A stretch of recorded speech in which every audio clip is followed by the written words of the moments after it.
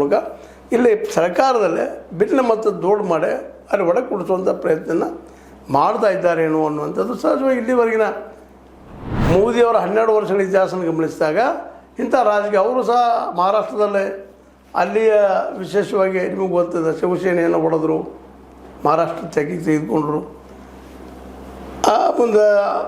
ಮುಂದಿನ ಅನೇಕ ಎಲ್ಲ ಬೇರೆ ಬೇರೆ ಕಡೆ ಮಹಾರಾಷ್ಟ್ರ ಜೊತೆಗೆ ಮತ್ತು ಬಿಹಾರದಲ್ಲೇ ಈ ನಮ್ಮ ನಿತೀಶ್ ಕುಮಾರರನ್ನು ಬದಿಗೆ ಸೇರಿಸಿದ್ರು, ಅಲ್ಲಿ ತಮ್ಮ ಕೈ ಅಧಿಕಾರ ತಗೊಂಡ್ರು.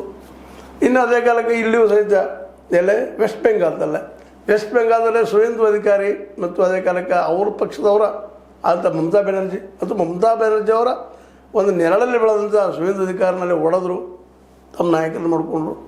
ಹಾಗೆ ಕರ್ನಾಟಕದಲ್ಲೇ ಡಿ.ಕೆ. ಶಿವಕುಮಾರ್ ನೋಡಿಕೊಂಡು BJP ನಾಯಕರು ಮಾಡ್ತಾ ಇದ್ದಾರಾ ಅನ್ನುವಂಥದ್ದು ಒಂದು ಸಣ್ಣ ಸಂಶಯ ಇಲ್ಲ. ಇದೇ ಕಾಲಕ್ಕೆ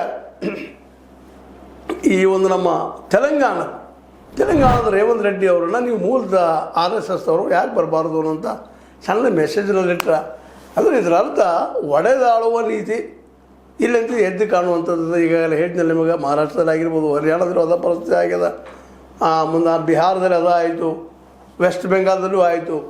ಈ ಕರ್ನಾಟಕದಲ್ಲಿ ಇದು ಒಡೆದಾಳುವ ನೀತಿ ಹೀಗಾಗಿ ಪ್ರಯೋಗ ಮಾಡಿದ್ದಾರೆ ಮೋದಿಯವರು ಅಂತ ಚರ್ಚೆ ಕಾಂಗ್ರೆಸ್ಸಿಗರಲ್ಲಿ.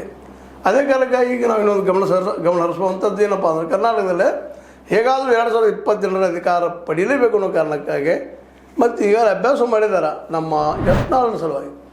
ಯತ್ನಾಳರ ಅತಿ ಹಿಂದುತ್ವ ಅವ್ರಿಗೆ ಬೇಕಾಗಿದೆ, ಆದರೆ ಅವರು ಜನಮನ್ನನ್ನು ಪಡಿತಾರೆ ಅನ್ನೋ ಸಂಶಯ ಬಂದ ಕಾರಣಕ್ಕಾಗಿ ಅನಿವಾರ್ಯವಾಗಿ ಯಡಿಯೂರಪ್ಪನವರನ್ನು ಅವರ ಸಂತತಿಯನ್ನು ಮೇಲಕ್ಕೆ ಎತ್ತಿಸುವಂಥ ಕೆಲಸವನ್ನು BJP ಮಾಡ್ತಾ ಇದ್ದಾರೆ ಅನ್ನೋದು ಅಷ್ಟು ಸ್ಪಷ್ಟ ಆಗಿದೆ. ಅದರಲ್ಲೂ ಮೋದಿ ಶಾರ್ ಅವ್ರ ಪ್ಲ್ಯಾನ್ ಏನಪ್ಪ ಅಂತಂದರೆ, ಕರ್ನಾಟಕದಲ್ಲಿ ಹೇಳ್ಕೊಳ್ಳೋ ನಾಯಕರಿಲ್ಲ.